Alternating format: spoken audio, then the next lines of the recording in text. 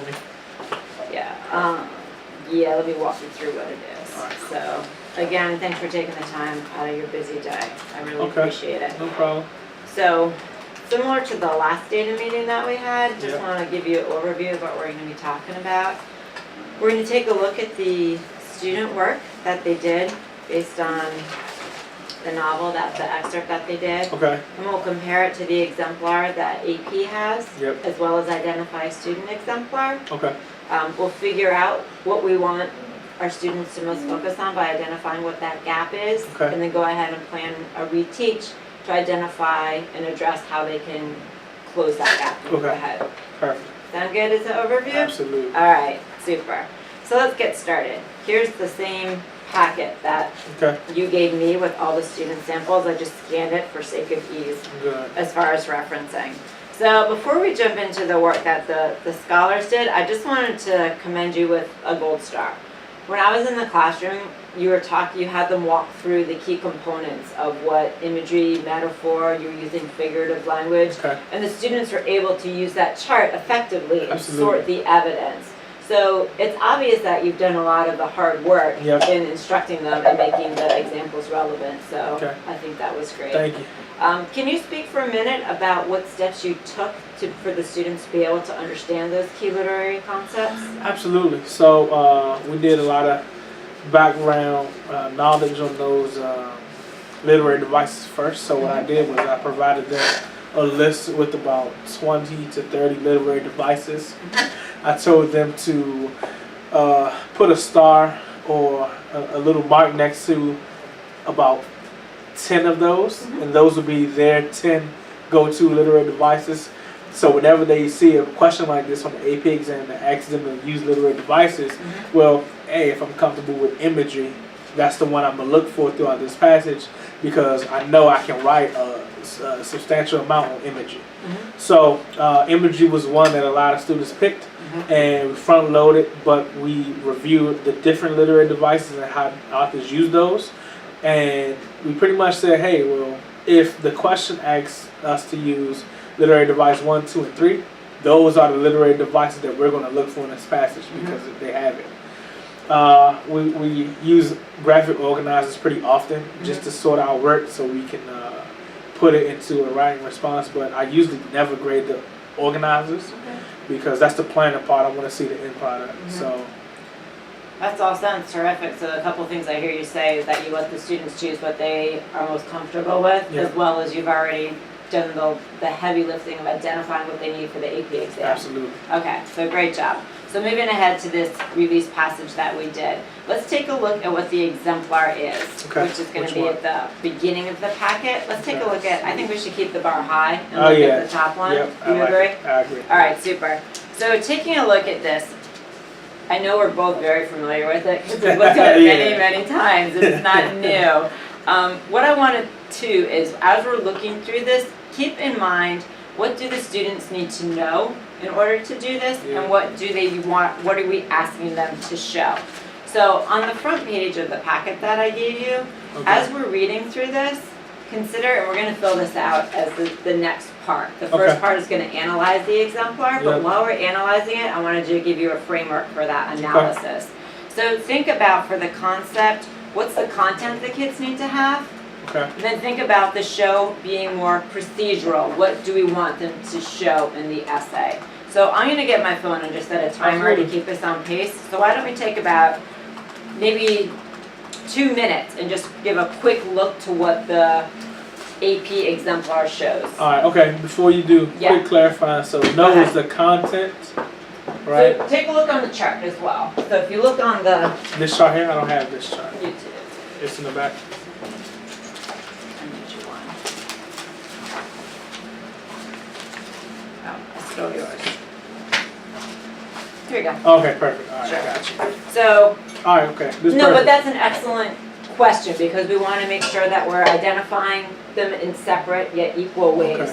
So thinking about the no is the foundational content we want our students to understand. So for example, you mentioned imagery. Yeah. They need to know what the concept of imagery is and that it's part of a larger figurative language. Yeah. Then we're talking about show. What do we want to see in their writing? We want them to probably identify imagery as a supporting detail that Gotcha. reflects the prompt. Well, okay. Okay, Alright, so let's take a look quickly. I'll set our timer for 2 minutes and we'll look at the exemplar. Okay.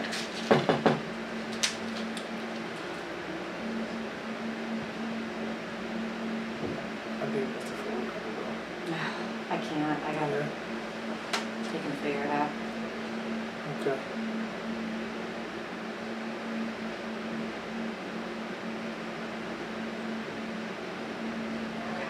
Okay.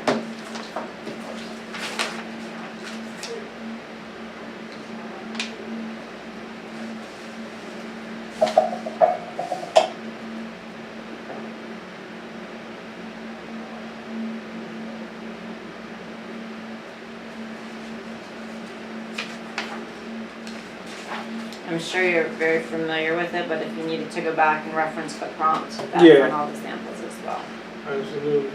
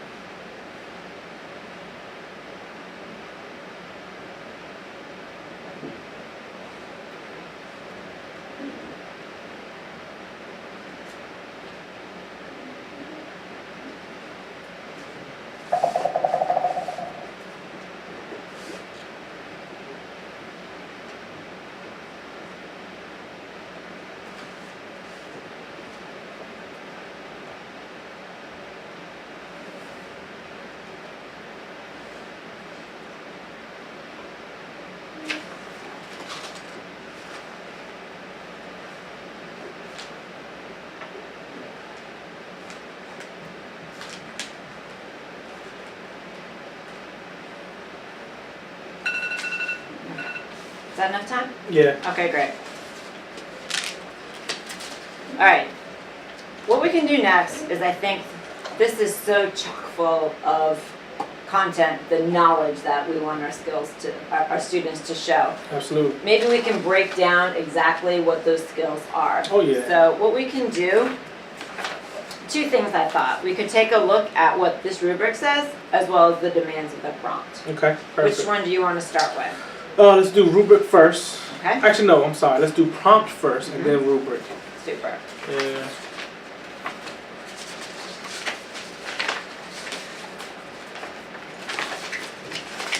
It was set to 50%, as you could tell. Oh no, you're fine. Okay.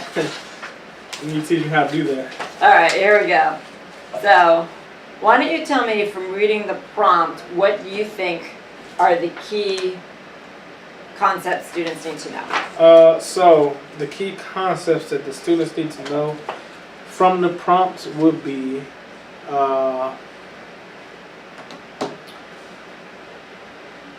the literary devices, or how literary devices are used in the text. Okay.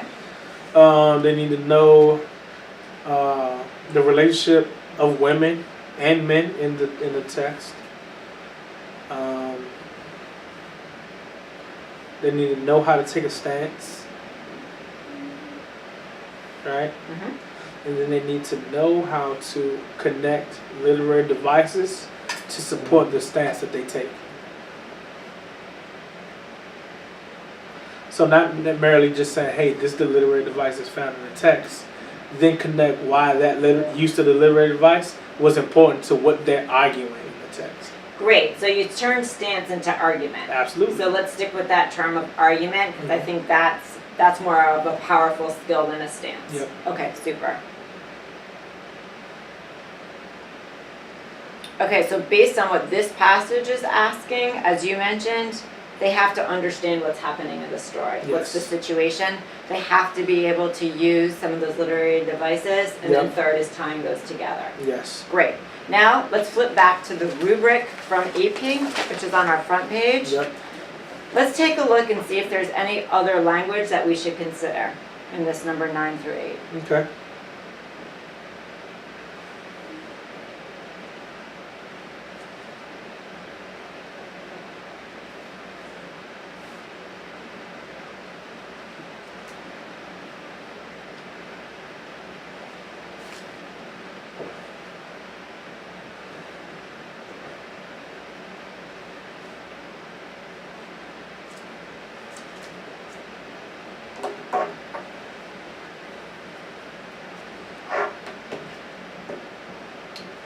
All right, anything else jump out? Yes. Bad. Well, students' interpretation, that's argument. Mm-hmm. Variety of literary devices.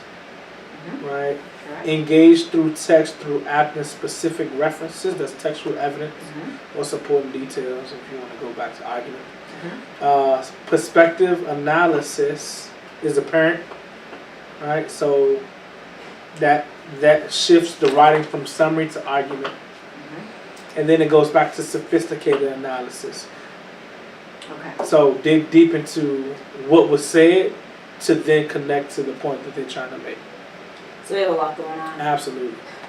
Yeah, There's yeah. some heavy demands for Absolutely. our scholars. Yes. So I think what we can do is we'll take 2 steps. Mhm. Let's chart what we just talked about. So we Okay, have a perfect. visual representation, and then we could identify what that highest lever is going to be based on the gap we see in the student work. Okay. Okay, so I'll give us 2 minutes to do that.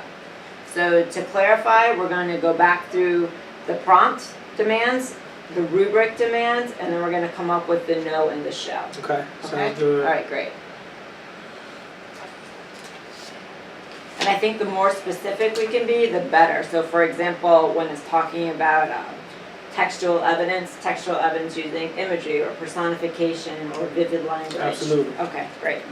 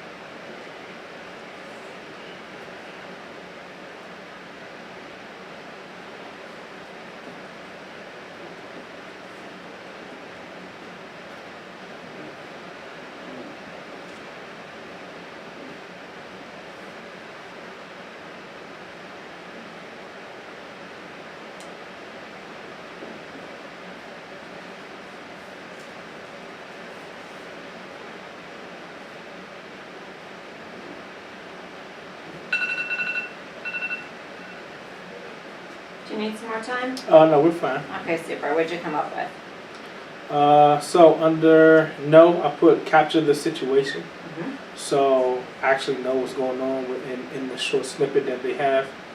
The use of effective textual evidence, and I say effective because it has to be specific to the literary devices within the question Mhm. or the devices in which they choose. Okay. Justification of devices, so through your analysis, this is why the author used the literary device to show X, Y, Z in the situation. And the use of multiple devices, so you can't just have a response that talks about imagery. No, you need to show me how the author uses all different literary devices to then portray the same thing. On the show procedural, what do you expect students to show? So organization in writing. So they can have a flow through transitions, which shows that, hey, this is how the author allows or guides the reader throughout the text. Mm-hmm. Accurate analysis of the story. Mm-hmm. And that's all I have for show. Great. So if we're talking about the structure, the organization, Yep. compared to the analysis and the literary devices, Mhm. which are we going to give heavier weight to? What do we want our kids to focus on at this point for their AP?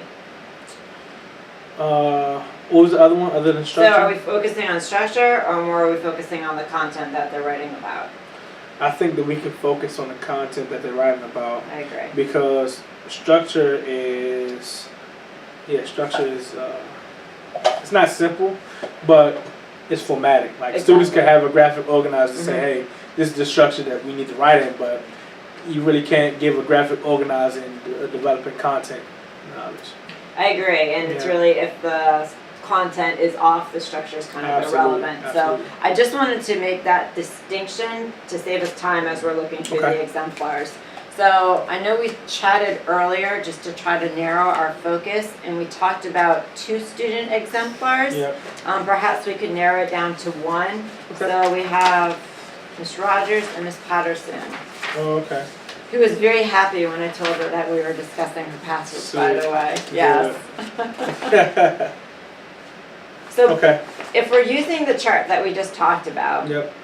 the things that I think that we can focus on while we're using here, and tell me if you see it a different way. The first one is just the appropriate analysis and interpretation Okay. of the woman's situation. And then we talked about literary devices. And then Okay. the third one is using adequate evidence to support Yeah. our The first devices that they interpretation. chose. Yeah. Correct. Gotcha. How does that sound? Outstanding. Anything to add or change? No. Okay, so let's take a look. Who do you think in your experience would be a better exemplar to start with? Probably Rogers. Okay, let's start with her. Okay, sweet.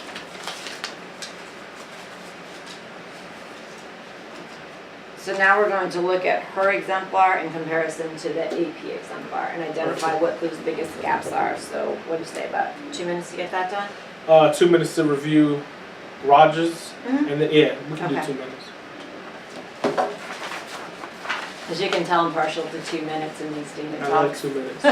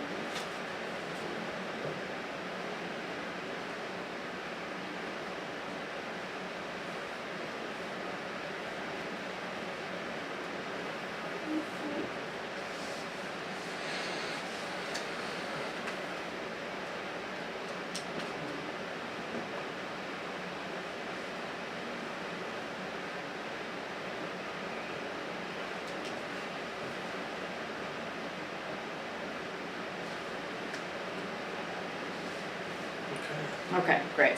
Yeah. What did you notice? Her introduction was okay. I just wish it was more specific when she gets to her thesis statement at the end.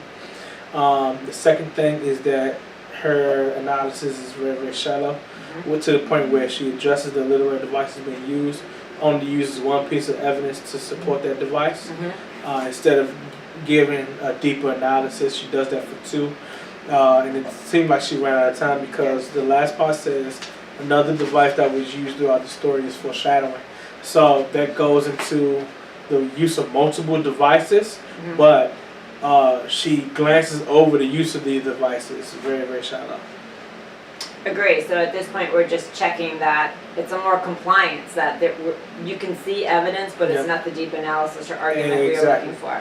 And when we check, I was talking about the exemplar of one now. Go ahead. So when you think about that exemplar one, when we flip to it, what we see is that exemplar one there, thesis was very specific to the point where that person talks about which devices are being used, right, Mhm. in order to understand the unknown and her underlying pursuit of liberation. Right. So that specific statement, Rogers actually says that, but she does a job of explaining that in multiple sentences instead of being specific there.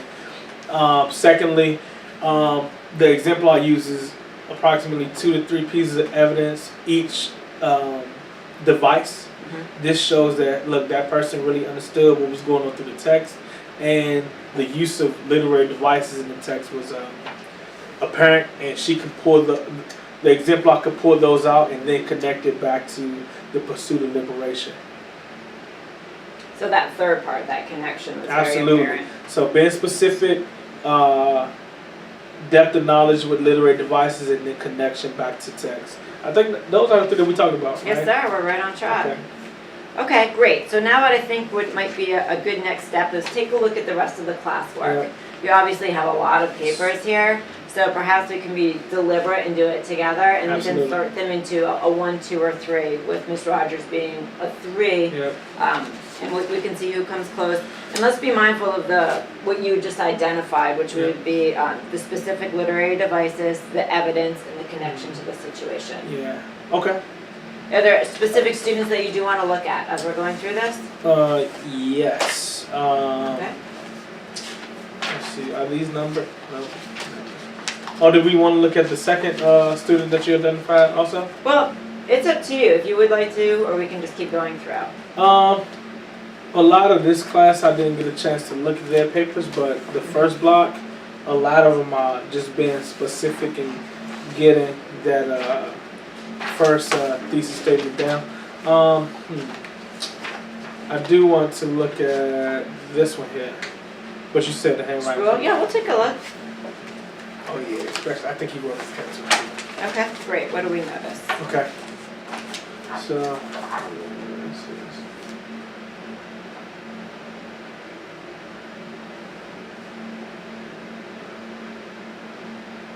Okay, so like we said in the beginning, with the exemplar, this student actually is specific, right? So it says literary device tone, comparison, and analogies, which analogies and comparison are pretty similar, to fully exemplify the character of the woman and her longing to get out of the lonely place her rural home provides her. So we see that goes into being specific as to how the literary devices are showing the specific item. Was that this lady was trying to get out of her lonely situation. So he does hit the first bullet point.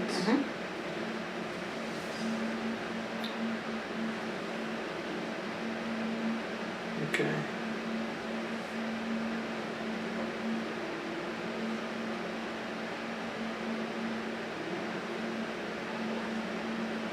So the second paragraph looks like he starts with tone and then Yeah. moves into metaphor. Absolutely. The woman's destiny or desire and curiosity of the city is shown through. The author right. Which line? This last sentence, the woman's desire and curiosity of the city is shown through. Shown through the tone the author Oh, the tone. writes with. So again, you just say they use tone, but they don't go into the how or why. And you figure there's a metaphor that he saw somewhere. So he's comparing her to the city, but it's not, it falls short. And honestly, what he could have done is talked about how the metaphor connects with the tone of the story. So why did the author choose to use a metaphor instead of outright saying how the person felt. Yep. Compare as many different things to fully show the woman's character. Again, very shallow.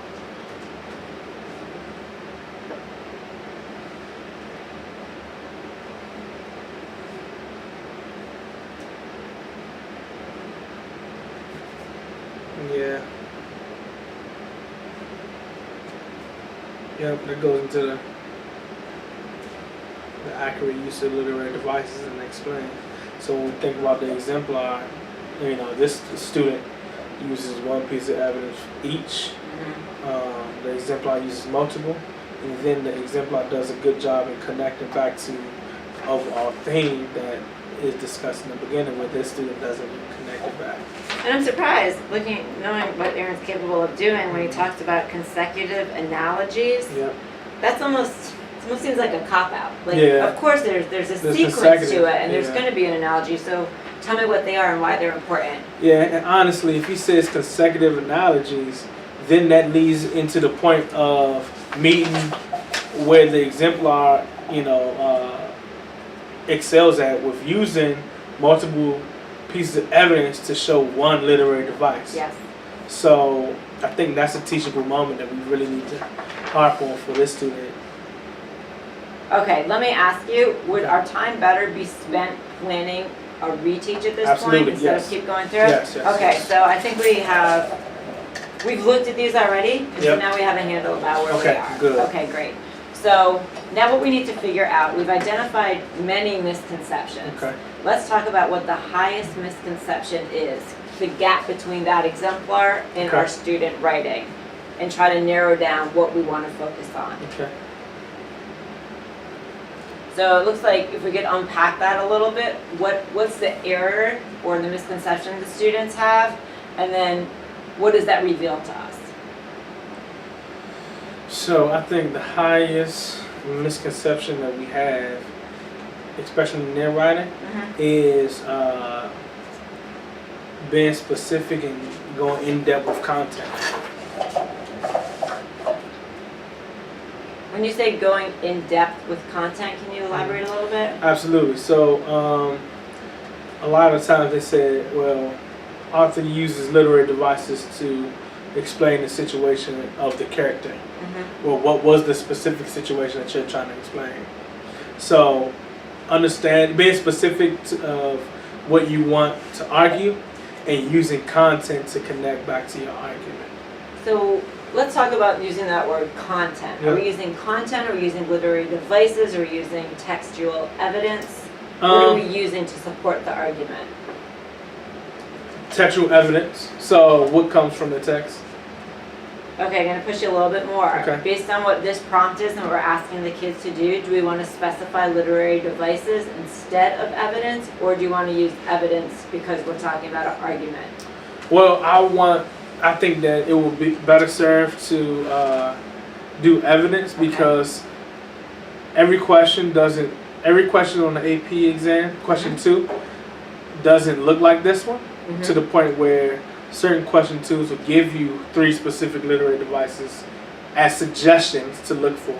Okay. And how I teach the kids, Yep. if they give you a suggestion, I think it'll be good to look for those. Whereas this specific question doesn't give any suggestions for devices. Understood. So it's almost like we're laying the groundwork where they need to be able to cite the evidence, and then if we needed to, we Yeah. could align it to what are some specific literary devices they could Exactly. use. Yeah. Okay. Okay. All right, great. So let's put that in friendly language that we can refer to. Okay. If I was to say the highest gap that we are going to address is students need to, I would say identify the use of literary devices.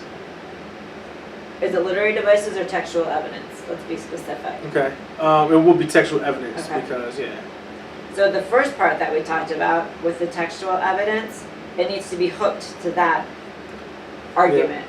So Okay. maybe there's 2 parts to this. Accurately state the argument Okay. and use textual evidence for support. Yeah, I think that's good. Any tweaks to it before we go ahead with the reteach?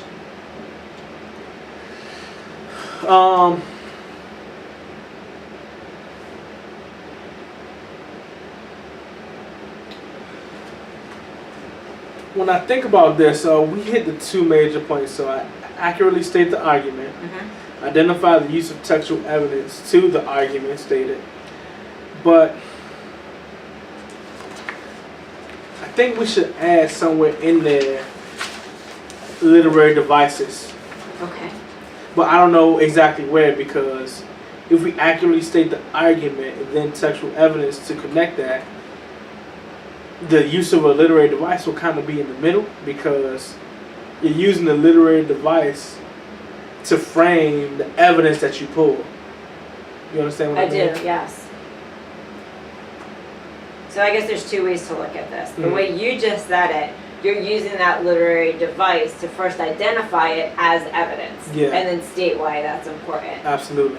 The other way, flip it. Yeah. You're identifying relevant evidence and then categorizing what literary technique it is. Because I could say that this is a metaphor, however, it's not at all related to the prompt. Yeah. So I wonder if we do it in 3 steps. So I got you. So step 1, accurately state the argument. Yep. Step 2, identify the use of textual evidence. Then step 3 is you can connect how that evidence shows a literary device that goes back to the argument that you're trying to state. I think that's perfect. Okay. That's why you're awesome. Well done. That's why you're awesome. Okay, great. We're right on track. So let's talk about what this reteach is going to look like. Okay. I'm just taking that. No, you go ahead. Go ahead. Take your time. Okay. So when we're talking about reteach, you have 2 options. One is going to be a modeling. So for scholars that the majority of the class are struggling with these concepts, modeling, doing the thinking aloud is probably going to be our best bet, because they can hear where they need to be. Yep. The other one is going to be guided discourse, which is more student-centered, where we would use student work or examples of other passages or other maybe student writing to show what that learning goal is going to be. Okay. If we don't have good examples of student work, I wouldn't recommend it, because what are you using for your model? Yeah. So based on those 2, which would you prefer to do? Model. Okay. Yeah, I would. What's your thinking behind the model? Thinking behind the model is I can model the format of the writing, and I can model my thought process as approaching the text too. Okay. Yep. Great. I agree with you. Okay, so let's flip. There's 2 sheets that I gave you. Okay. On the second one,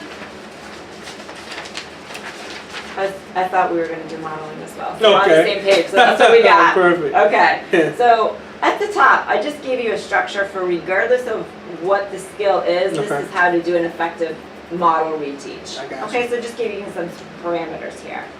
All right, so we know what our exemplar looks like. So we're going to consider, if that's what we want to see, how do we get there? Okay?